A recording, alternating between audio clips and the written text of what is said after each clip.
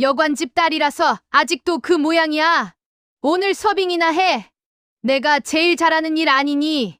그 말이 50명이 넘는 하객들이 앉아있는 연회장 한가운데서 나왔습니다.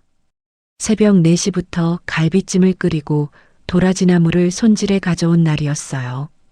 시어머니는 며느리가 아버지에게 받은 낡은 열쇠 하나를 품에 안고 7, 8년을 기다려온 사람이라는 것을 끝내 몰랐습니다. 이번 영상에서는 호텔 연회장에서 앞치마를 조용히 내려놓은 며느리가 그 누구도 예상하지 못한 방식으로 자신의 자리를 되찾는 이야기를 들려드리겠습니다. 며느리 곁에 오랫동안 기다려온 시아버지 한 분이 계셨다는 것도요. 지금 어디서 이 이야기를 듣고 계신지도 댓글로 남겨주세요. 시어머니 윤옥래는 제사 음식에 손 한 번 얹은 적이 없었습니다. 큰 며느리 한수련도 마찬가지였어요. 수련은 명절마다 상석에 앉아 서진이 만든 음식의 간이 어떻다, 모양새가 어떻다를 건드렸습니다. 시어머니가 서진을 탐탁지 않게 여긴 이유는 단순했어요. 친정이 여관집이었기 때문이었습니다. 남편은 연애할 때와 달리 형 태환 앞에만 서면 목소리가 반 톤씩 낮아졌고 시어머니의 말이 서진을 향하면 어느새 시선을 딴 곳으로 돌렸습니다. 그날도 서진은 새벽부터 움직이고 있었어요. 도라지는 손이 부르트도록 짜서 양념을 입혔고 나물은 5가지를 따로 볶았습니다. 냄비 뚜껑을 열 때마다 뜨거운 김이 얼굴을 달궜지만 손을 멈추지 않았어요. 오전이 되자 큰아들 강태환이 예약해둔 호텔 레스토랑에 가야 한다고 했습니다. 차려진 제사상에는 아무도 눈길을 주지 않았어요. 제사를 마친 뒤 식구들은 우르르 나갔습니다. 남편도 형의 차에 올라탔어요. 서진 쪽을 잠깐 돌아봤지만 형이 빨리 오라는 눈짓을 하자 그냥 따라갔습니다. 남겨진 부엌에는 식어가는 갈비찜과 손도 안 댄 전이 있었어요. 서진은 냉장고에 남은 김치찌개를 데워 혼자 먹었습니다. 새벽 4시부터 움직인 몸이 앉아서 먹는 첫 끼였어요. 식구들이 돌아온 뒤 시어머니는 레스토랑 음식 이야기를 신이 나서 했습니다. 새벽부터 준비한 음식에 대해서는 끝내 아무 말이 없었어요. 자리에 있던 친척 남할순이 수군댔습니다. 세탁실 알바나 다름없다는 말이었어요. 저녁 설거지가 끝날 무렵 시어머니가 부엌으로 들어왔습니다. 서진이 새벽부터 준비했는데 아무도 드시지 않고 나가셨다고 지나는 말처럼 꺼냈어요. 시어머니가 뒤도 돌지 않고 말했습니다. 그래서 며느리가 제사 챙기는 게 이상해? 서진은 입을 다물었습니다. 지금은 꺼낼 날이 아니라는 걸 알고 있었어요. 방으로 돌아온 서진은 점퍼 주머니에 손을 넣었습니다. 손끝에 차갑고 묵직한 것이 닿았어요. 낡은 열쇠였습니다. 녹이 쓴 자리가 있었고 끝 부분은 닳아 있었어요. 아버지가 돌아가시기 전 마지막으로 서진 손에 쥐어주신 것이었습니다. 사람은 너를 무시해도 땅은 절대 너를 무시하지 않는다고 했어요. 그때는 그 말의 절반밖에 몰랐습니다. 지금은 조금 더 알 것 같았어요. 서진은 열쇠를 주머니에 다시 넣었습니다. 불을 껐어요. 다음 달 시어머니의 칠순 잔치가 있었습니다. 서진의 아버지 오달봉은 평생 여관을 운영했습니다. 한결시 버스터미널 뒤편 골목 안쪽에 자리한 오래된 3층 건물이었어요. 방이 12개였고 벽지는 군데군데 들떠 있었으며 오래된 보일러는 겨울마다 탈이 났습니다. 그래도 달봉은 그 건물을 떠나지 않았어요. 새벽 첫 버스를 타야 하는 사람들, 먼 길을 걸어온 사람들, 돈이 넉넉지 않아 다른 곳을 엄두내지 못하는 사람들이 그 방에서 하룻밤을 보냈습니다. 달봉은 그 한 사람 한 사람을 대충 받은 적이 없었어요. 서진은 어릴 때부터 그 여관에서 자랐습니다. 카운터 옆에 작은 책상 하나를 두고 앉아 숙제를 했어요. 손님이 오가는 소리가 들리는 곳이었지만 달봉은 그 자리에 딸을 앉혀두는 것을 좋아했습니다. 가끔 카운터 너머로 서진 쪽을 바라보며 조용히 웃곤 했어요. 말은 많지 않은 사람이었습니다. 대신 등으로, 손으로, 발로 보여주는 사람이었어요. 달봉의 차림새는 언제나 낡았습니다. 조끼는 철 따라 색이 달랐지만 묵은 건 마찬가지였고 고무신은 뒤꿈치가 달아 있었어요. 서진이 10살쯤 됐을 무렵이었습니다. 카운터 앞에서 졸고 있는 달봉을 보고 어떤 손님이 말했어요. 이 여관 주인이 맞냐고 믿기지 않는다는 표정이었습니다. 서진은 그 순간 처음으로 아버지를 제대로 바라봤어요. 그 차림새, 그 눈빛. 그러나 눈빛만큼은 누구보다 반듯한 사람이었습니다. 매일 아침 보일러를 점검하러 지하에 내려가고 밤마다 복도를 닦는 사람이었어요. 말 대신 몸으로 살아내는 사람이었습니다. 서진은 그것을 보며 자랐어요. 아버지가 쓰러진 건 서진이 결혼한 다음에 겨울이었습니다. 입원과 퇴원을 반복하다가 마지막에는 병원 침대 위에 누운 채로 서진을 불렀어요. 손이 차가웠습니다. 달봉은 오래된 책상 서랍에서 꺼낸 봉투 하나와 낡은 열쇠 하나를 서진 손에 쥐어주었어요. 봉투 안에는 여관 건물과 주변 땅의 등기 서류가 들어 있었습니다. 달봉이 낮게 말했어요. 서진아, 땅은 사람보다 오래 기다린다. 서진은 그때 그 말의 뜻을 반쯤 이해했습니다. 아버지의 손이 너무 차가웠고 그 차가움에 정신이 쏠려 있었어요. 달봉이 떠난 건 그로부터 사흘 뒤였습니다. 서진은 봉투를 가지고 집으로 돌아왔어요. 시어머니 윤옥래는 장례를 마치고 돌아온 서진에게 한마디를 건넸습니다. 여관 팔아서 빚이라도 갚으면 되지 않겠냐는 말이었어요. 서진은 아무 대답도 하지 않았습니다. 아버지가 떠난 지 2년쯤 지났을 무렵이었어요. 한결시 버스터미널 일대에 대규모 재개발 계획이 발표됐습니다. 지방자치단체와 대형 건설사가 손을 잡고 구도심 전체를 새로 짓겠다는 내용이었어요. 뉴스에 조감도가 올라왔습니다. 서진은 그 지도를 한참 바라봤어요. 달봉이 밤새 이불을 빨던 건물이 새벽마다 보일러를 고치던 땅이 그 지도 한가운데에 있었습니다. 그 소식이 시댁에 흘러들어온 건 남할순을 통해서였습니다. 달봉여관 자리가 재개발 구역에 포함됐다는 말이었어요. 남할순이 눈을 동그랗게 뜨며 시어머니에게 전했습니다. 로또를 맞은 거 아니냐고도 했어요. 시어머니는 처음에는 코웃음을 쳤습니다. 그 낡은 건물이 얼마나 한다고 하는 표정이었어요.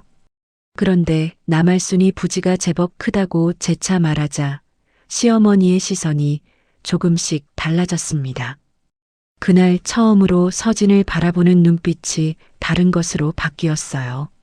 서진은 그 눈빛을 알아챘습니다.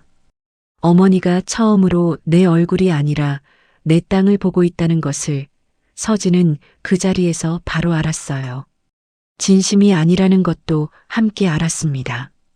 서진은 그날 봉투를 꺼냈습니다.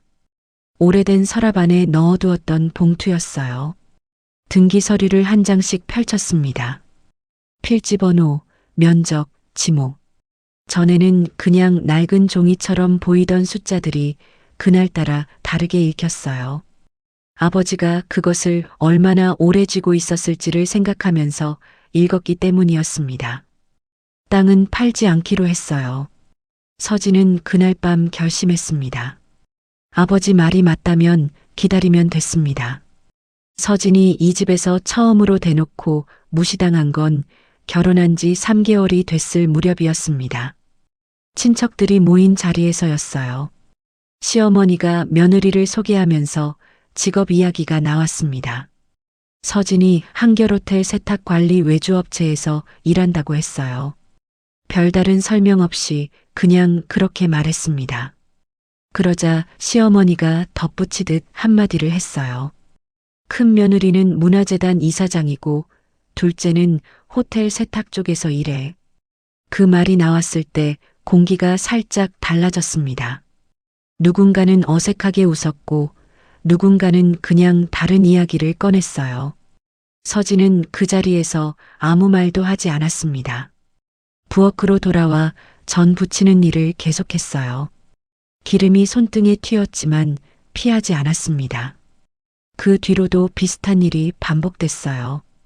큰 며느리 한수련이 특히 날카로웠습니다. 직접 욕을 하는 사람이 아니었어요. 웃으면서 말하는 방식이었습니다. 어느 날 서진이 재단 운영 방식에 대한 이야기를 꺼내자 수련이 고개를 갸웃했어요. 세탁 관리 알바하시는 분이 그걸 어떻게 알아요? 부드러운 목소리였습니다. 그러나 그 말이 날카롭다는 것을 그 자리에 있는 모두가 알았어요. 시어머니는 그 말에 고개를 끄덕였습니다. 서진은 차잔을 들었어요. 대답하지 않았습니다.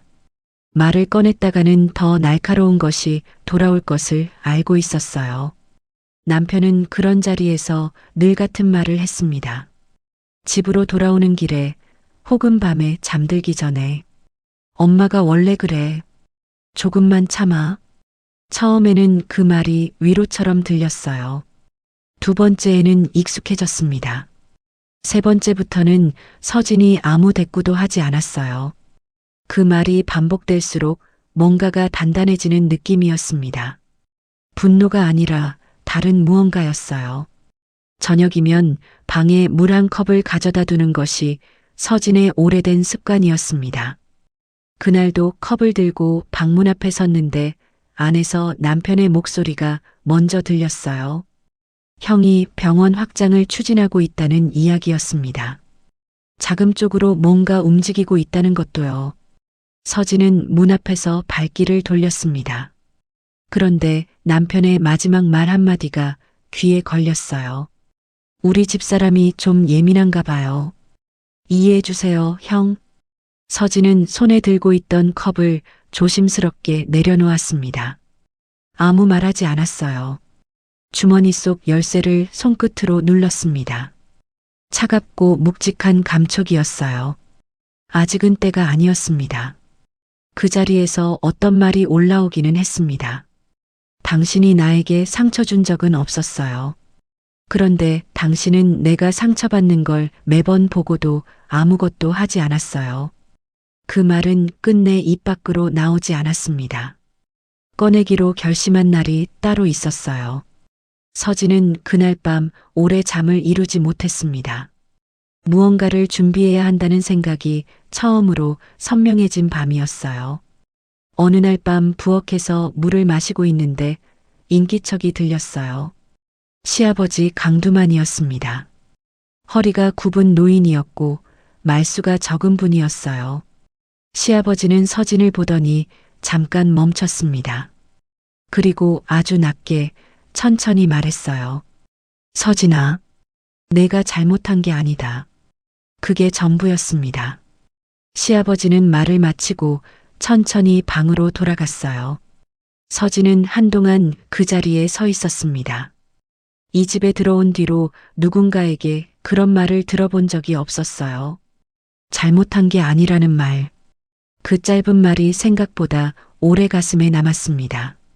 서진은 컵을 씻고 부엌 불을 껐어요. 책상으로 돌아가 다시 폈습니다. 칠순 잔치를 한 달 앞둔 날이었습니다. 서진은 오후 늦게 장을 봐서 돌아오는 길이었어요. 장바구니를 들고 골목을 막 돌아섰는데 골목 입구 카페 앞에 누군가 서 있었습니다. 한수련이었어요. 단정한 베이지색 코트에 가죽 가방, 언제나처럼 흠 하나 없이 차려입은 모습이었습니다. 그런데 이상했어요. 수련이 서진을 먼저 찾아온 적은 한 번도 없었습니다. 수련은 사람을 부를 때 늘 자신이 편한 자리로 불렀어요. 수련이 먼저 말을 꺼냈습니다. 잠깐 이야기를 나눌 수 있겠냐고 오래 걸리지 않을 거라고 했어요. 둘은 카페 안쪽 자리에 마주 앉았습니다. 수련이 가방에서 봉투 하나를 꺼내 테이블 위에 올려놓았어요. 겉에는 아무것도 적혀 있지 않았습니다. 서진은 그 봉투를 바라봤어요. 무언가 올 것이 왔다는 느낌이 들었습니다. 수련이 말했습니다. 빛결문화재단에서 복합문화센터 사업을 추진하고 있는데 서진 친정 쪽의 터미널 인근 부지가 딱 맞는 위치라는 것이었어요. 가족끼리 좋게 처리하면 서로 편하지 않겠냐고 했습니다. 세금 부담도 있고 혼자 관리하기 벅찬 땅이니 이참에 정리하는 게 낫지 않겠냐는 말도 덧붙였어요. 서진은 봉투를 집어들었습니다. 계약서였어요. 첫 장을 넘기고 금액란을 봤습니다. 한 번 읽고 다시 읽었어요. 실제 시세의 20% 남짓이었습니다. 수련이 제시한 금액과 그 땅의 현재 가치 사이의 간격이 얼마나 큰지 서진은 이미 알고 있었어요. 계약서를 더 넘겼습니다. 마지막 장 뒤에 담보 약정서가 붙어 있었어요. 서진의 손가락이 그 페이지에서 멈췄습니다. 겉으로는 문화센터였습니다. 그러나 담보 약정서를 보니 이야기가 달랐어요. 그 땅은 결국 서린 메디컬의 확장 자금으로 묶일 예정이었습니다. 재단 이름을 앞세웠지만 그 뒤에서 강태환의 병원 확장 사업이 움직이고 있었어요. 서진은 표정을 바꾸지 않았습니다. 수련이 서진의 반응을 읽으려 하고 있다는 것을 느끼고 있었어요.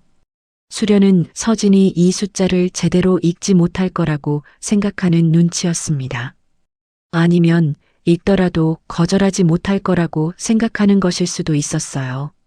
수련이 부드럽게 말을 이었습니다. 세금이 계속 나오고 있고 재개발이 된다 해도 언제 될지 모른다고 했어요.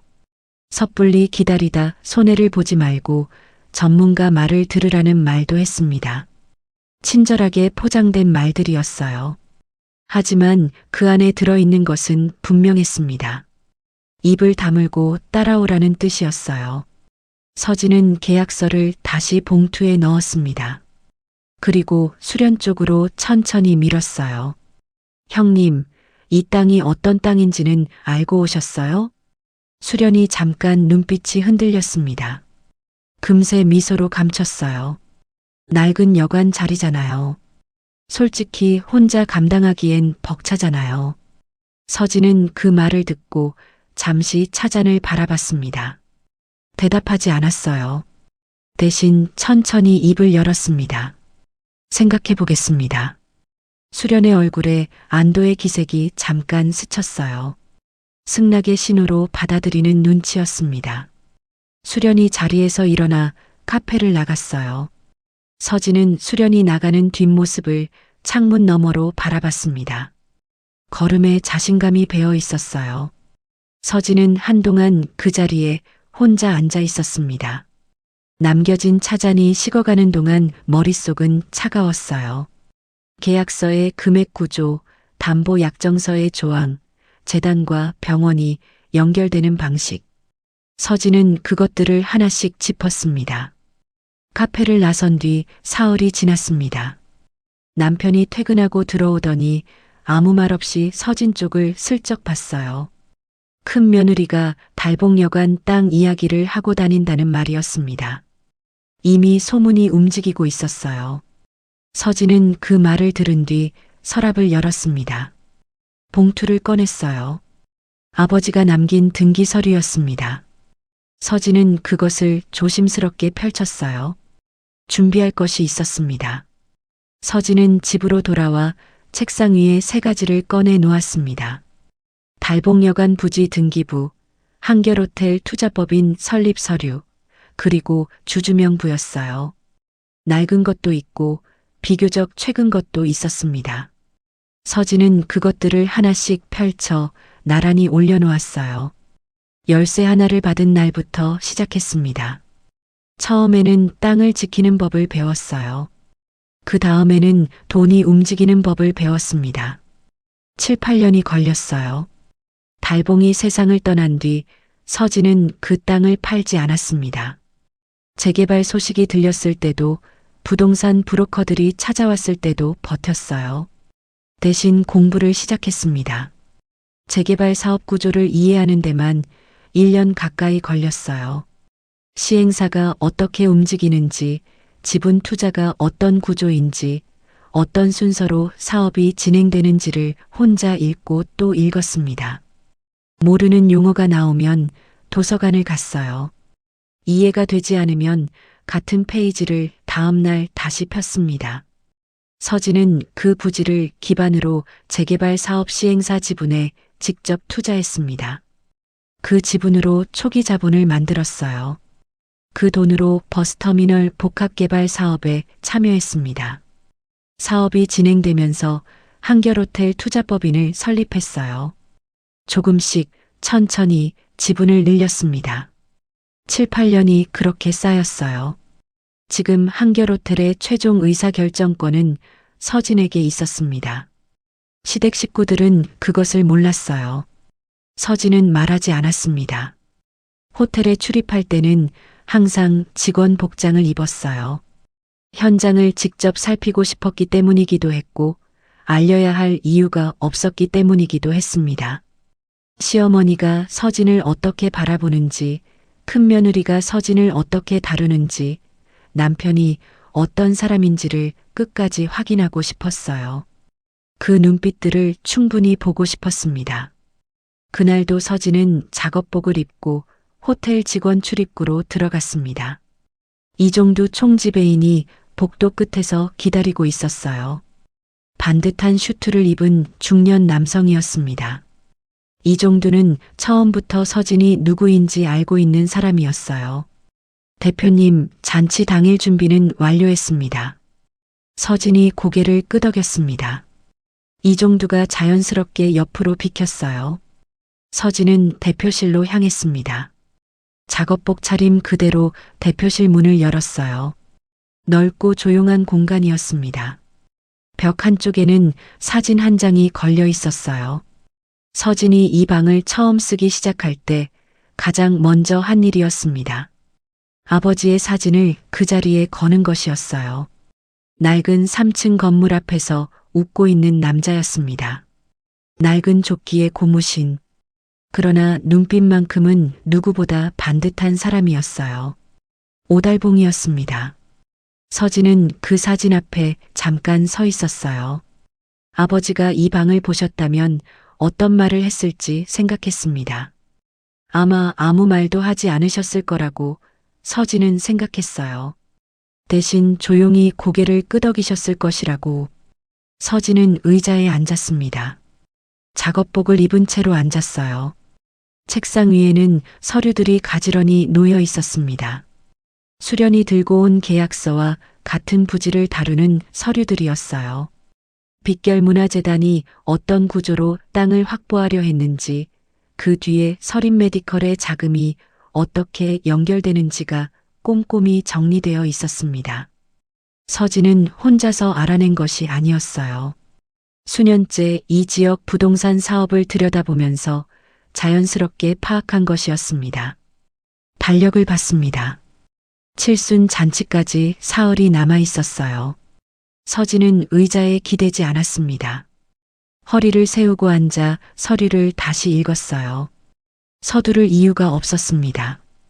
기다려온 시간이 7, 8년이었으니 사흘쯤은 아무것도 아니었어요. 호텔 직원들은 서진을 대표님이라고 불렀습니다. 처음 그 말을 들었을 때 손이 떨렸어요. 누군가의 며느리로, 누군가의 아내로만 불려온 세월이 너무 길었기 때문이었습니다. 이제는 그 이름이 낯설지 않았어요. 그 이름을 들을 때마다 등이 조금씩 더 펴지는 것을 스스로 느낄 수 있었습니다. 서진은 서류를 덮고 잠깐 눈을 감았습니다. 아버지의 목소리가 들리는 것 같았어요. 땅은 사람보다 오래 기다린다. 서진은 눈을 떴습니다. 그리고 다시 서류를 폈어요. 칠순 잔치 당일 아침이었습니다. 서진은 옷장 앞에서 잠깐 멈췄어요. 안쪽에는 단정한 정장도 있었고 차려입을 수 있는 옷들이 걸려 있었습니다. 그러나 서진이 꺼낸 것은 동네 마실 나갈 때 입는 수수한 회색 니트와 검정 바지였어요. 화장도 평소보다 옅게 했습니다. 거울 앞에 서서 자신의 모습을 한번 바라봤어요. 딱 세탁관리 외주 직원처럼 보이는 모습이었습니다. 서진은 그것이 좋았어요. 오늘만큼은 마지막까지 그 모습 그대로 잊고 싶었습니다. 새벽 4시에 일어났어요. 부엌에 서서 갈비찜을 끓이고 도라지나무를 손질했습니다. 갈비는 전날부터 재워두었고 도라지는 손이 부르트도록 짜서 양념을 입혔어요. 보자기 2개를 단단히 묶었습니다. 하나에는 시아버지 강두만이 좋아하는 도라지나물이 들어 있었고 다른 하나에는 시어머니가 어릴 때부터 좋아한다던 갈비찜이 담겨 있었어요. 한결호텔에 도착했을 때 한수련이 연회장 입구에 먼저 서 있었습니다. 언제나처럼 단정하게 차려입은 모습이었어요. 수련이 서진을 보자 부드럽게 웃으며 말했습니다. 음식은 보관실에 두고 오라고 오늘 손님이 많은데 냄새가 나면 곤란하다고 했어요. 서진은 수련을 지나쳐 시어머니에게로 걸어갔습니다. 상석에 앉아있는 시어머니에게 보자기를 내밀었어요. 시어머니가 그것을 훑어보더니 입을 열었습니다. 내가 거지야. 호텔에서 칠순상 받는 날에 그런 걸 먹게. 주변에 앉아있던 친척들이 어색하게 웃었습니다. 서진은 그 웃음들을 가만히 얼굴에 담으며 보자기를 말없이 내려놓았어요. 구석 테이블 위에 놓였습니다. 서진은 앞치마를 두르고 주방 쪽으로 향했어요.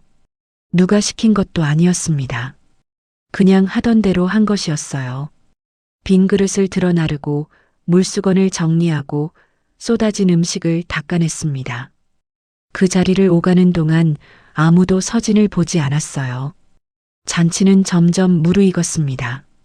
강태환이 안마의자를 선물로 내놓자 박수가 쏟아졌어요. 수련이 유명 화가의 그림을 꺼내자 탄성이 터졌습니다. 화면에는 가족 사진을 이어 붙인 영상이 흘러나왔어요. 서진의 얼굴은 그 영상 안에 없었습니다. 남할순이 연회장 구석에서 옆 사람에게 수군댔습니다. 둘째 며느리는 오늘도 서빙이라는 말이었어요. 잠시 숨을 돌리려 구석 의자에 앉았을 때였습니다. 남편과 눈이 마주쳤어요. 남편이 무언가 말을 하려다가 형 태환 쪽을 슬쩍 살피더니 고개를 돌렸습니다. 서진은 그 뒷모습을 바라봤어요. 쓸쓸하지 않았습니다. 그냥 분명해지는 느낌이었어요. 오늘이 어떤 날인지가 점점 더 선명해지고 있었습니다. 그때였어요. 웃음소리와 대화로 가득 찬 연회장 한가운데서 시어머니의 목소리가 서진을 불렀습니다. 서진 쪽을 향해 또렷하게 말했어요. 너는 선물도 없니? 하긴 세탁 알바 월급으로 뭘 준비했겠어. 그럼 오늘 서빙이나 해. 내가 제일 잘하는 일이잖아. 홀 안이 순간 조용해졌습니다. 50명이 넘는 사람들의 시선이 서진에게 쏠렸어요. 서진은 들고 있던 쟁반을 테이블 위에 천천히 내려놓았습니다. 시어머니가 거기서 멈추지 않았어요. 한마디를 더 얹었습니다. 피는 못 속인다더니 낡은 여관 주인 딸이 결국 남의 집 허드렛 일이나 하는 삶이라고 했어요. 홀 안에 웃음소리가 없었습니다. 아무도 말하지 않았어요. 시아버지 강두만이 천천히 자리에서 일어났습니다. 굽은 허리로 걸어와 서진 옆에 물 한 컵을 소리 없이 내려놓았어요. 그리고 아무 말 없이 서진을 바라봤습니다. 잠시 뒤 낮게 말했어요. 내 아버지는 부끄러운 사람이 아니었다. 그 자리에서 가장 낮은 목소리였습니다. 그러나 서진의 귀에는 가장 선명하게 들렸어요. 서진은 앞치마끈을 천천히 풀었습니다. 서두르지 않았어요. 매듭 하나하나를 풀어낼 때마다 지난 세월의 무게가 손끝에 느껴지는 것 같았습니다. 손이 떨리지 않았어요. 오히려 이상할 정도로 차분했습니다. 앞치마가 손에서 떨어졌습니다. 서진은 그것을 들고 시어머니 쪽으로 천천히 걸어갔어요. 50명이 넘는 사람들이 숨을 참고 있었습니다. 서진은 시어머니 발치에 앞치마를 내려놓았어요. 오늘부로 이 집안 허드렛일 전부 반납하겠습니다. 홀 안이 얼어붙었습니다. 방금 전까지 왁자지껄하게 오가던 이야기 소리들이 순식간에 가라앉았어요. 젓가락을 들고 있던 손들이 일제히 허공에서 멈췄습니다. 서진이 고개를 들었습니다. 시어머니를 바라봤어요. 어머님, 저는 며느리입니까? 일꾼입니까? 시어머니의 얼굴이 굳었습니다. 뭔가 말을 하려다 입을 열지 못했어요. 수련이 재빠르게 끼어들었습니다. 이런 자리에서 분위기를 망치지 말고 사과하라고 했어요. 웃으면서 말했지만 압력이 담긴 목소리였습니다. 강태환이 벌떡 자리에서 일어났어요. 어머니 칠순 잔치에서 무슨 짓이냐고 했습니다. 분노가 담긴 목소리로 서진 쪽으로 성큼 걸어오며 팔을 잡으려 했어요. 서진이 한 발 물러섰습니다. 그리고 차갑게 말했어요. 손대지 마세요. 원장님 서린 메디컬 확장, 최종 허가 아직 안 났죠. 강태환의 발이 그 자리에서 멈췄습니다. 분노로 달아오르던 얼굴이 순식간에 굳었어요. 당황함과 두려움이 뒤섞인 표정이었습니다. 서진이 수련 쪽으로 시선을 돌렸어요. 형님, 그 부지 주인이 누군지는 알고 계약서를 들고 오셨습니까? 수련의 손에서 와인잔이 미세하게 떨렸습니다. 그것을 본 사람이 얼마나 되는지는 알 수 없었어요. 하지만 서진은 보았습니다. 언제나 여유롭고 세련된 그 사람이 지금 두려워하고 있었어요. 그 자리에 정적이 내려앉았습니다. 그때 연회장 문이 열렸어요. 이종두 총지배인이 들어왔습니다. 반듯한 슈트를 입은 그가 연회장 안을 한번 훑어보더니 서진을 향해 걸어왔어요.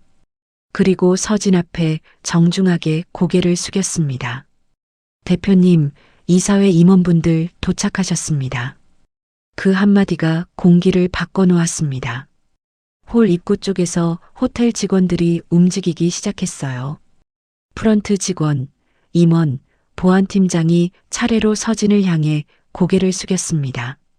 자연스럽게 차분하게 그 움직임 하나하나가 모두 서진을 중심으로 이루어지고 있었어요. 그 자리에 있는 50명이 넘는 사람들이 그것을 보고 있었습니다. 아무도 말하지 않았어요. 남할순이 옆 사람의 팔을 붙잡았습니다. 두 눈이 동그랗게 커져 있었어요. 시어머니 윤옥래는 의자를 붙잡고 겨우 서 있었습니다. 강태환은 말을 잃었어요. 수련은 총지배인과 서진을 번갈아 바라봤습니다. 상황을 재계산하는 눈빛이었어요. 시아버지 강두만이 천천히 자리에서 일어났습니다. 굽은 허리가 조금 더 곧게 펴진 것처럼 보였어요. 서진은 시어머니를 바라봤어요. 차분하게 그러나 분명하게 말했습니다. 어머님, 이 호텔 제 겁니다. 친척들 사이에서 조용한 웅성거림이 일었습니다. 한 어르신이 옆 사람에게 소곤거렸어요. 믿기지 않는다는 표정들이었습니다. 하지만 서진이 거짓말을 할 이유가 없다는 것을 그 자리에 있는 모든 사람이 본능적으로 느끼고 있었어요. 이것은 허세가 아니었습니다. 오랫동안 쌓아온 것을 꺼내 보이는 사람의 눈빛이었어요. 서진은 굳어버린 얼굴들을 한번 바라봤습니다. 한쪽 구석에서 남편이 서진을 보고 있었어요. 남편의 눈가에 무언가가 맺혔습니다. 서진은 그것을 보았어요. 하지만 지금 이 자리에서 담을 여유는 없었습니다. 서진은 이종두에게 고개를 끄덕였어요. 올라가겠습니다. 대표실 문이 열렸습니다. 강태환이 먼저 들어왔어요. 수련이 그 뒤를 따랐고 시어머니는 아들의 팔에 손을 얹고 들어왔습니다. 남편이 마지막으로 시아버지 강두만도 함께였어요. 서진은 그들보다 먼저 대표실에 있었습니다. 아까 입고 있던 회색 니트 그대로 책상 앞에 앉아 있었어요. 벽 한쪽에 걸린 사진을 보고 시어머니의 발이 멈췄습니다. 수련도 강태환도 멈췄어요. 낡은 조끼에 고무신을 신고 3층 건물 앞에서 웃고 있는 남자였습니다. 서진의 아버지 오달봉이었어요. 아무도 말하지 않았어요. 수련의 시선이 책상 위 서류들에 고정됐습니다.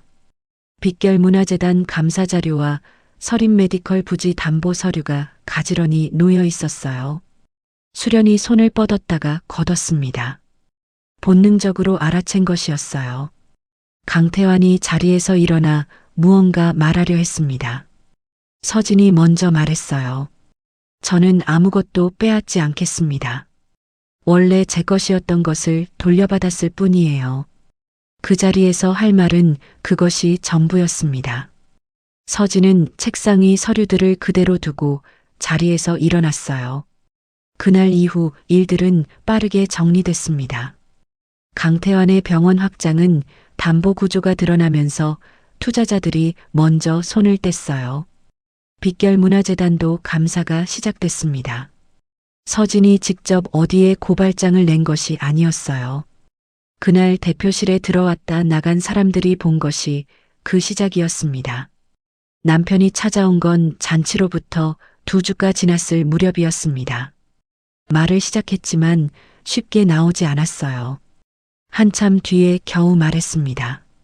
서진아, 나는 내가 소심한 사람인 줄 알았어. 그런데 소심한 게 아니라 비겁했던 거야. 서진은 남편을 바라봤습니다. 그리고 말했어요. 당신이 나에게 상처 준 적은 없었어요. 그런데 당신은 내가 상처받는 걸 매번 보고도 아무것도 하지 않았어요. 이제 늦었어요. 남편은 고개를 깊이 숙였습니다. 서진은 더 말하지 않았어요. 시어머니는 여러 차례 찾아왔습니다. 처음에는 변명이었고 나중에는 말없이 서진의 손을 잡으려 했어요. 서진은 피하지 않았습니다. 하지만 쉽게 잡지도 않았어요. 용서는 상처가 아무는 시간을 기다리는 일이었습니다.